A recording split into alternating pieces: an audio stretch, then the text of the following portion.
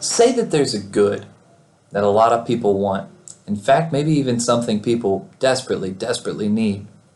Well, if we want to help make sure people have access to it no matter their income level, one strategy we might employ is called a price ceiling. A price ceiling. And all I mean when I say this is a legal maximum on the price you can charge for a certain product. A legal maximum.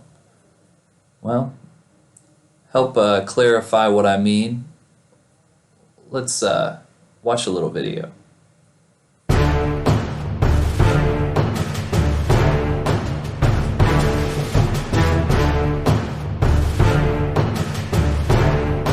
Hey man, how's it going?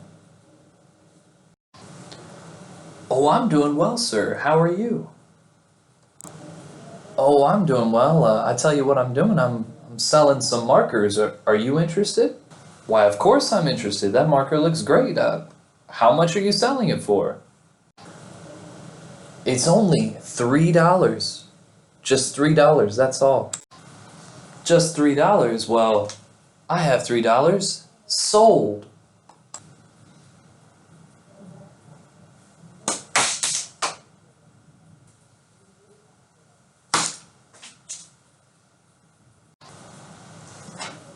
Not so fast. What seems to be the problem, officer? Son, do you have any idea what the price ceiling is on markers in this town? I didn't think so. You can't be selling markers for more than $2 in my town. Take him to jail. So we had that kind of silly video example to show us the idea of what a price ceiling is. But again, all we're talking about is a legal maximum. So the government sets a maximum price that you can sell a certain good at. So let's take a look at what this might look like on a supply and demand curve. Let's see.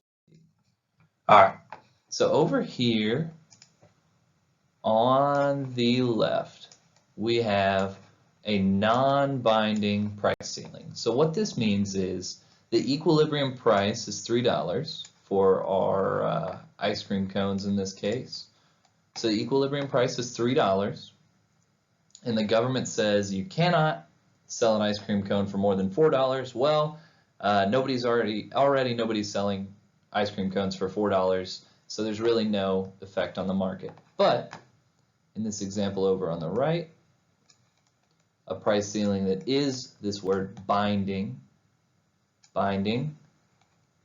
So the market price is $3. And the government says, well, you cannot raise the price of ice cream cones above $2. Well, that is going to be binding, right? That is going to be binding. That's going to have an effect on this market. You want to sell your ice cream cones at $3, but due to this government policy, the most you can possibly sell them at is $2. It's $2. So look at this here. At this new price, our quantity supplied and our quantity demanded are not equal, right? So our new quantity supplied is here,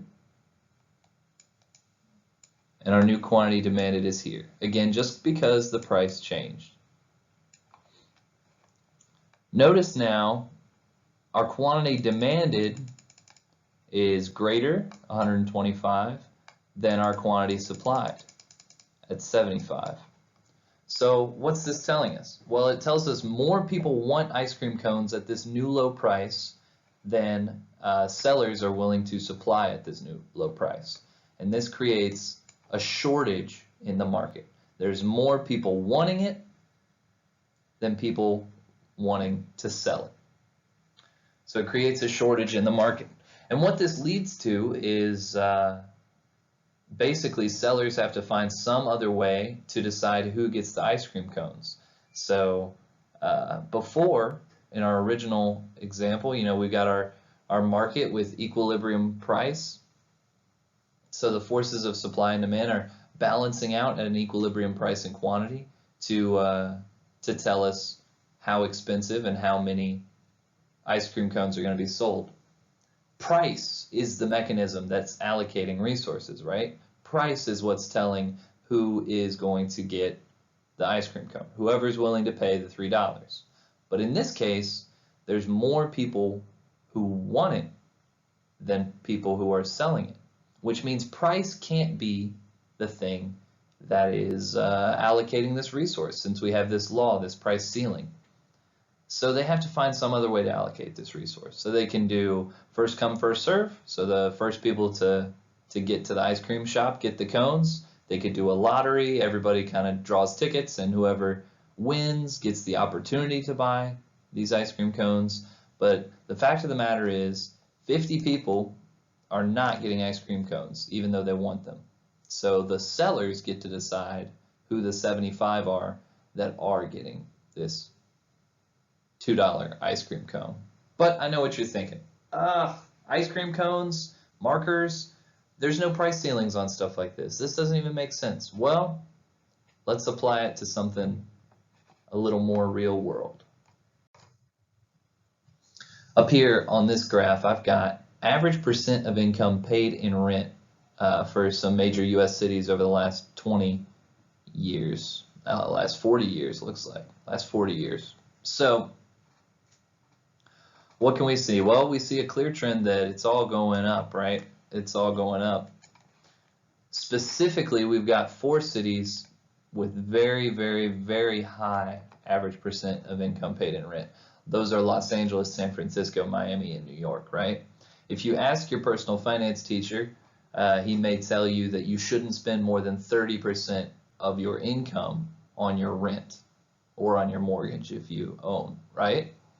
So you shouldn't spend more than 30% of your income on your rent. Well, on average, in these cities over here, people are spending much more than 30% of their income on their rent. They're spending upwards of half, right? Upwards of half. So 1 out of every $2 you make, you are spending on rent. It's hard to do that and also raise a family, invest in 401ks and whatnot in that, you know? It's hard to build wealth if you're spending half your money on rent every month. So what do these cities do? They say, we have a problem and we need to address it, so we're going to institute price ceilings. We're going to put in price ceilings. And it's going to be a price ceiling on the housing market, which we'll call rent control. Rent control. And just like in the previous slide, rent control is going to lead to an inevitable shortage, especially in the long run. So I just briefly want to look through some of these basic arguments for and against rent control, and then I'll set you guys free. So, our pros and cons of rent control. So some arguments for. First up, so this shortage that we talked about, in the short run, it may not be such of a problem, because in the short run, the landlord has a set number of apartments and everybody needs a place to live. So because of this, we're not going to respond to this price change and not going to have a huge effect in the short run. Next up, it may help people keep their apartment even though prices rise around them. So have you guys ever heard of gentrification? Well, this is a crazy fancy big word, and basically the idea behind it is wealthy people moving into poorer neighborhoods and fixing up the places and making them sell for higher prices. Well, that's great if you live in that neighborhood to some extent. I mean, you want to have nice things around you and live in a nice neighborhood, but one of the drawbacks of this growth and development is that some people get caught out in the cold, and maybe you have lived in this apartment for 10 years, but because prices in your neighborhood are going up, maybe it's harder to keep up, right? So having a rent controlled apartment can help you stay in a place that maybe you or your family have lived for years, even though the prices of rent are going up around you. This last one here helps low-income people afford to live in high-demand areas. This is that same kind of idea. So we want housing to be affordable, right? We want people to be able to afford to live. That's a reasonable goal for our society to have, right? We want people to be able to live and afford their rent and not spend half their money every month on rent. So rent control may be one way that we can try to achieve this. Let's look at some of these arguments against. Well, in the long run, it leads to a shortage in the housing market. I think this is huge. So given time, our landlords are going to be very responsive to price changes. Our tenants are going to be very responsive to price changes. And given time, because we're more elastic, this shortage is just going to keep getting bigger and bigger and bigger, right? So there's going to be all kinds of people lined up who want these rent-controlled apartments but can't get them. This is kind of like a running joke on the TV show Seinfeld from the 90s about rent-controlled apartments in New York City and how in demand they were, right?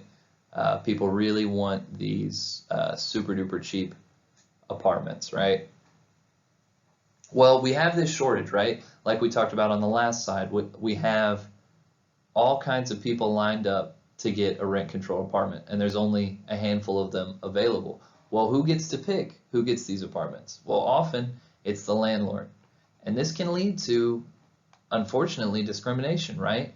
If we are allowing the landlord, and not who can pay, but just the landlord's preferences to decide who fills an apartment, then all kinds of weird questions might come up. Oh, you don't have a credit score? Yeah, you can't live here. Oh, you work where? Yeah, you can't live here. Oh, you're married to who? Oh, you can't live here. Oh, you follow that religion? Oh, you can't live here. I don't think we should be in the business of allowing things like that to happen.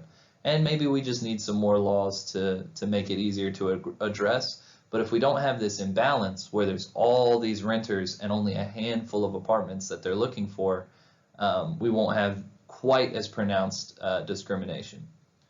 And lastly, putting a cap on the price of rent may remove incentive to fix and improve apartments. So if you can't raise the rent on the apartment that you own and your tenant says, hey, you want to come by and fix the hot water heater, you're going to say, no, I don't really want to do that, right? Because it's expensive to own this place and I can't raise the rent, right?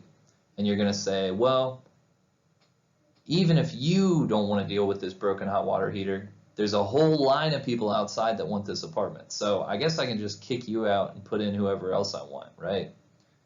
So it definitely leads to some not ideal incentives. So I think the main argument against would be these weird incentives, incentives for discrimination, incentives for not selling a nice apartment if you're a landlord.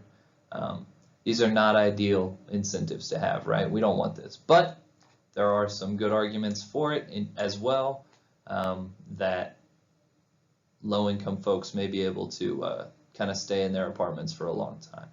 This is a complicated issue. Our textbook author, Dr. Mankiw, suggests that towards the end of the chapter that maybe instead of just capping rent prices, we should have some sort of subsidy system to help people afford the rent in their area as it goes up and up. But there's no kind of clear right or wrong in this, right? So, contentious issue, but you guys stay up to date. See if you can't figure out how you feel on it. All right. Thank you so much. I'll catch you next time.